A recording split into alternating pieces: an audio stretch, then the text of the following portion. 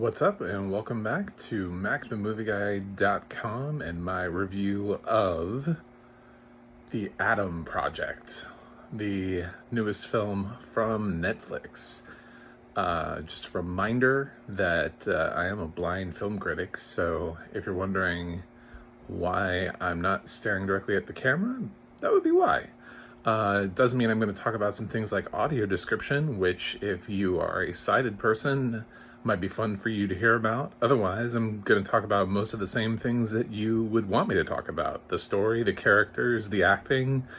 I just won't be talking about any cool visual effects or cinematography. So, let's get into it.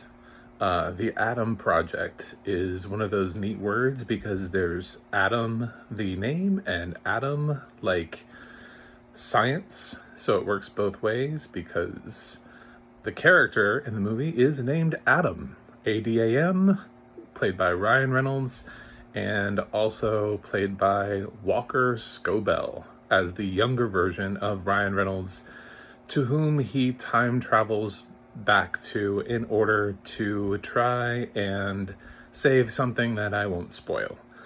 It's kind of hard to talk about the plot of the film because it's very spoilery, but it does involve time travel, and he does go back and visit his younger self, so have to talk about that. That is the main focus of the film. The rest of the film just plays out as these two work really well with each other, bouncing back and forth. Ryan Reynolds really seems to dislike the younger version of himself because the younger version of himself is still snarky, very much like Ryan Reynolds. Walker Scobell does an absolutely excellent job of pretending to be a young Ryan Reynolds. It's amazing. He's so on point. The casting with that role just needed to be something great, and they found this kid, and Walker does a great job. And he is a little bit, he's just been suspended from school. He mouths off all the time. He hates being short. And a big plot point is that their dad died somewhat recently, about a year and a half ago. So he's dealing with that, and he lives with his mom, played by Jennifer Garner. And Jennifer Garner does a great job with a lot of the dramatic work that she's being given here. This is a girl who has made her career mostly off of comedy and action films. Here, she's not really given action or comedy. She's pretty much just given grieving mother, or frustrated mother, and she pulls it off really well. It was really nice to see her in that role. And that's one of the things that I love so much about The Adam Project is the emotional grounding that this movie offers its characters. And that's why I think the movie works so well, is because all of these characters have an amazing amount of emotional depth to them that I didn't expect. To be totally honest, with a lot of Netflix originals, especially some of the ones that they try to prop up as being potential tentpoles, like if they were to be released in theaters, you know, like Project Power or Red Notice, you know, they're fine, but they're very surface. They're very just sort of forgettably entertaining for the one-time viewing that you get them. But Adam Project is actually something I could see myself watching again. I really enjoyed it, and wouldn't mind, like, if somebody came over and was like, hey, have you seen Adam Project? I'd be like, yeah, but let's watch it again. It's considering it's another teaming from Ryan Reynolds and Sean Levy, which we just got with Free Guy, film, which I was okay with. It wasn't my favorite film, but it did kind of answer the question of why haven't we made a Grand Theft Auto movie yet? Considering it was another teaming from them, you know, my expectations were not as high for this movie. I know that sounds offensive, but let's be honest about Sean Levy. He's an okay director. He directs good but not great films. Probably the best thing he's done is Night at the Museum. So I wasn't expecting Night at the Museum. I was expecting just like another Netflix movie that was a little bit overhyped. Maybe wasn't quite as big as this ends up being. But this film is fantastic. It's now the 15th film that I've seen this year. And it's my favorite so far. And I don't know when something else will come out that'll be this fun. So I have not seen The Batman yet. So that's not me saying that this is better than The Batman. But it's better than, I don't know, Turning Red and Texas Chainsaw and Scream and some of those other films. So, yeah, so the audio description on this. This is one of those films that is intensely hard to get audio description on, and anytime I talk with members of the blind community, this is exactly the kind of genre that they stay away from. Typically, it's action and science fiction, but this film does a really good job of describing the action sequences, almost to a fault. I noticed that there were a couple times when the description was still going and the music was swelling because of the action sequences, and the audio description was having to fight with the score for the film because the audio description really wanted us to get in like every punch thrown and every, disintegration and all of the cool science fiction contraptions that were being used in some of the fights. And it did a really good job of that.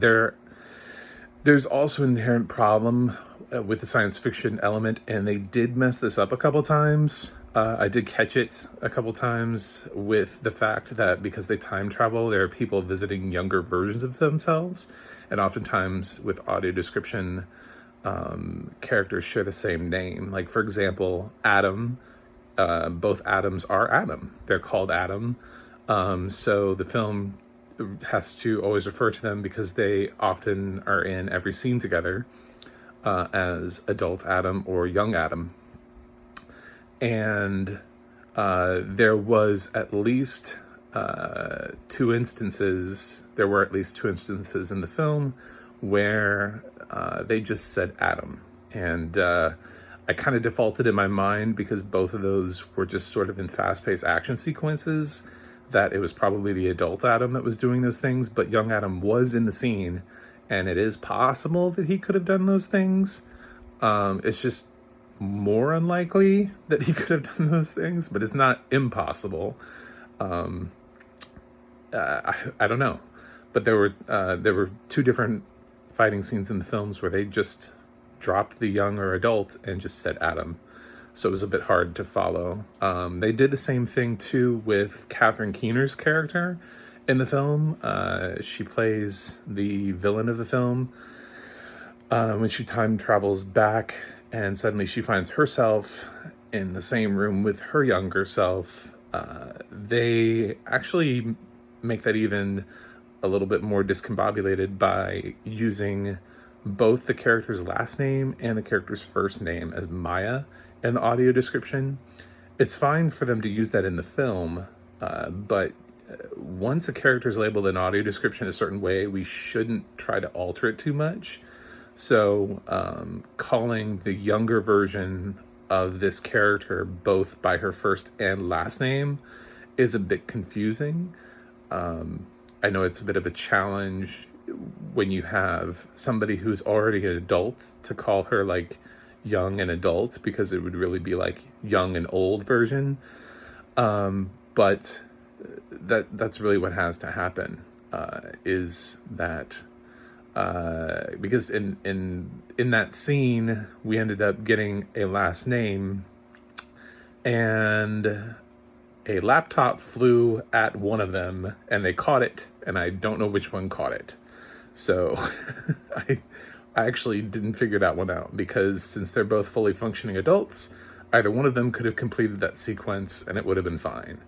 So that was a point in the film where the audio description didn't quite help me out. It's not a major plot point. It's not like it ruined the film for me, but I do pick up on little things like that. Again, they were thrown a curveball here with one in a million films where you have characters playing, different versions of the same person, and you're having to try to remember to put young and old and adult and young and stuff like that into the description. So it only happens a couple times, but otherwise the film is really well described.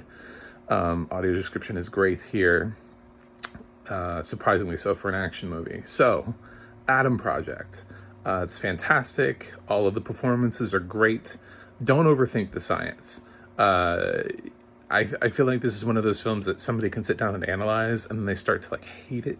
But the film doesn't make you feel stupid unless you try to make the film feel like it's stupid. I could sit down and start picking apart the film scientifically and be like, that would be so scientifically impossible. It doesn't even make any sense with just don't do that. They're time travel movies. Who knows, just stop. Don't do it. Don't go down that rabbit hole. Just let the movie be, enjoy it as a Ryan Reynolds movie. You came to a Ryan Reynolds movie. You didn't come to a symposium on black holes and and space-time continuum. This is a Netflix movie directed by Sean Levy. Calm down. Just enjoy it. It's very enjoyable. I would watch it again, and I very much recommend it to sighted and visually impaired individuals.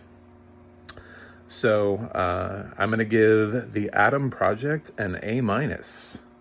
All right, so that wraps up that review. Don't forget, you can go to my website, macthemovieguy.com, to check out any of my other reviews. And don't forget to like, share, and subscribe, because obviously my videos are really low budget. And the only way I'm ever going to get more is if I get more subscribers. So hopefully you like what I'm doing and will watch me on my next video. All right, catch you guys. Stop recording video.